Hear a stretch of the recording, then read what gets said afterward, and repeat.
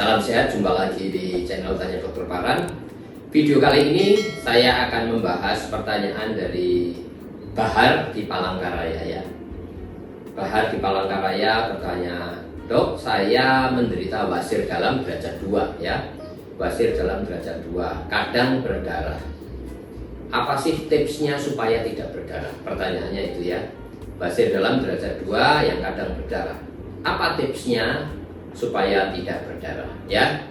Sebelum saya menjawab pertanyaan dari Bahar, menjelaskannya, silahkan teman-teman yang mau bertanya pada saya, silahkan tulis di link Tanya Dokter Paran. Saya akan jawab dan upload di channel YouTube Tanya Dokter Paran ya. Dan bagi teman-teman yang mau mengikuti diskusi langsung bersama saya setiap Rabu jam 10 pagi di Insight with Dokter Paran, undangannya ada di Instagram Tanya Dokter Paran 1-2 hari sebelumnya ya. Kembali kepada Bahar di Palangkaraya yang menderita wasir dalam derajat 2 yang sering kadang-kadang berdarah ya. Wasir dalam derajat 2 itu apa? Yaitu wasir dalam yang kalau kita BAB keluar benjolan, sesudah BAB dia spontan masuk sendiri ya. Gejalanya ya bisa gatel, ya nyeri dan juga berdarah ya. Dalam hal ini kadang berdarah ya. Mengapa bisa terjadi perdarahan pada wasir dalam ya? Yaitu pecahnya saluran darah yang ada di dalam benjolan wasir itu atau anal cushion ya. Bisa karena kita mengejan kuat sehingga saluran darah yang kecil itu pecah dan darah segar ya. Kita tahu bahwa yang dalam benjolan wasir anal cushion itu adalah hubungan antara saluran darah nadi ke saluran darah balik. Jadi walaupun itu saluran darah balik, kalau pecah darahnya adalah darah segar, bukan darah yang kebiru-biruan ya, tapi darah merah segar ya. Karena gesekan juga dari kotoran ya, kadang-kadang BAB berdarahnya itu sesaat sebelum kotoran keluar atau sesaat sesudah kotoran keluar atau saat kotoran keluar pun bisa berdarah ya. Jadi tipsnya supaya tidak berdarah yaitu BAB tidak boleh keras.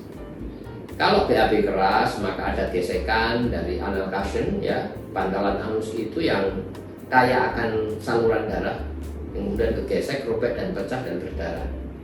Ya oleh sebab itu harus banyak makan serat ya, sayur, buah dan cukup minum. Yang kedua, memodifikasi cara BAB kita ya.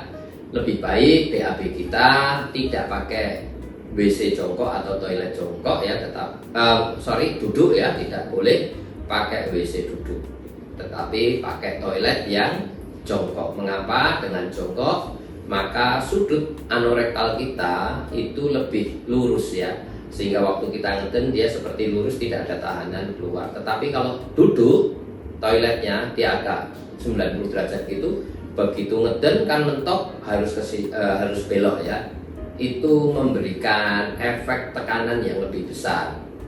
Tetapi apakah toilet kita yang duduk itu harus dibongkar? Tidak perlu ya, tinggal kita memakai bangku kecil yang kita pakai untuk bersandar telapak kaki kita sehingga agak nekuk begitu ya, sehingga laksana atau seperti WC jongkok ya.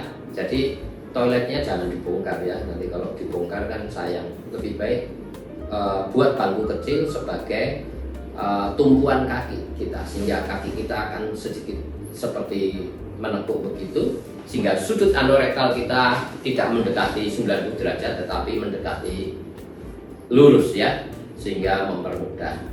Yang berikutnya, tidak boleh ngejan kuat, mengeden kuat-kuat atau ngeden lama, atau BAB-nya lama, ngeden diem ya. Itu tips supaya tidak berdarah ya. Jelas ya? 1, BAB nggak boleh keras, maka harus banyak sayur, buah dan banyak minum. Kedua, toiletnya apa? Lebih baik toilet jongkok, bukan duduk ya. Karena sudut anorektal kita lebih ke arah lurus daripada ke arah 90 derajat.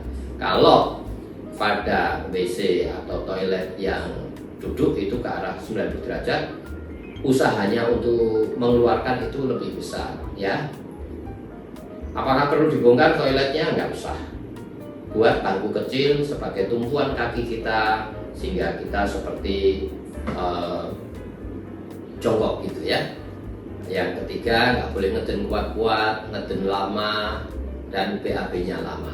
Atau kita rasa mules, dikit-dikit BAB, dikit-dikit BAB, tidak boleh. Itu tips derajat 2 atau derajat berapapun supaya BAB tidak berdarah. Dan yang paling ideal kalau tidak mau operasi derajat 2 itu idealnya adalah diikat ya. Jelas ya. Bahar yang ada di Palangkaraya, semoga ini bisa menjawab pertanyaan Anda. Dan silakan teman-teman yang mau bertanya pada saya, silakan tulis di link Tanya Dokter Paran, saya akan jawab dan upload di channel YouTube Tanya Dokter Paran. Dan bagi teman-teman yang mau mengikuti diskusi langsung bersama saya, ikuti Insight dari Dokter Paran setiap Rabu jam 10 pagi. Undangannya ada di Instagram Tanya Dokter Paran. 1-2 hari sebelumnya saya upload ya.